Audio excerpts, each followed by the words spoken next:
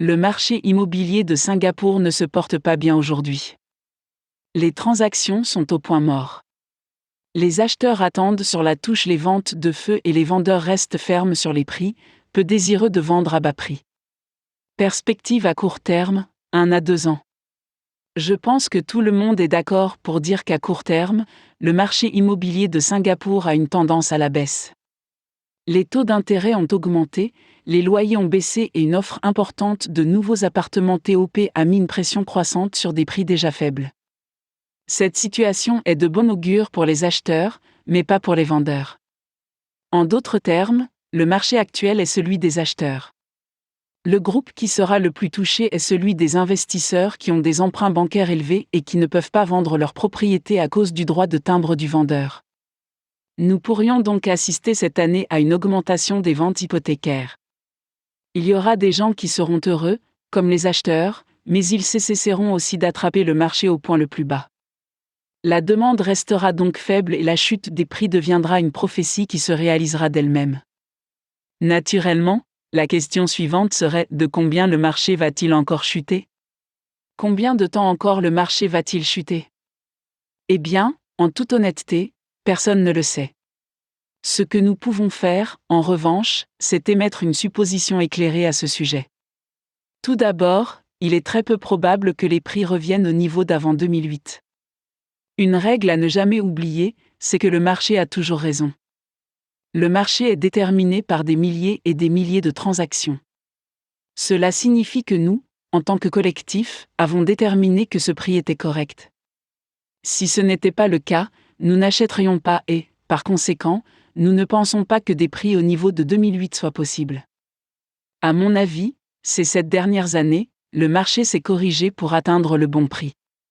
Bien sûr, cela est dû en partie à l'augmentation de l'offre et à la limitation de la demande, mais nous y reviendrons plus tard.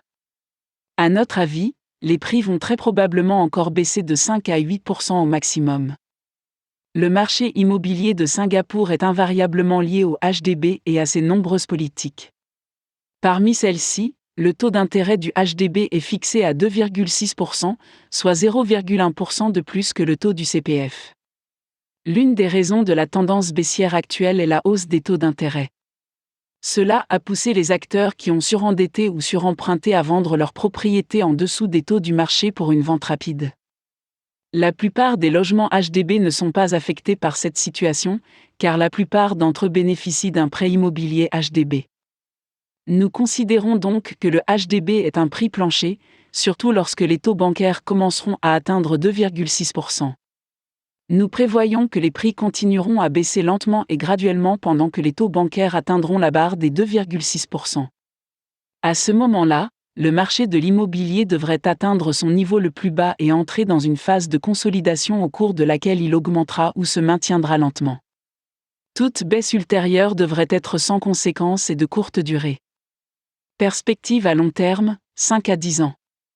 La tiédeur actuelle du marché est principalement due aux diverses mesures de refroidissement que le gouvernement a, à juste titre, mises en place. Nous pensons qu'il est très peu probable que le gouvernement laisse les prix baisser trop fortement, car Singapour a l'un des taux d'accession à la propriété les plus élevés au monde. Un effondrement du marché serait désastreux et ne serait pas dans le meilleur intérêt du pays. Nous sommes optimistes quant au marché de Singapour à long terme. De solides fondamentaux sont en jeu ici. Le gouvernement de Singapour a déjà annoncé son intention d'accroître la population de 6 millions d'habitants au cours des 5 prochaines années, 2020, et de 6,9 millions en 2030. Cela représente 1 500 000 personnes supplémentaires. Tout excédent de logements sera consommé d'ici là. En outre, avec l'amélioration de l'économie mondiale, nous prévoyons un avenir brillant pour le marché de Singapour.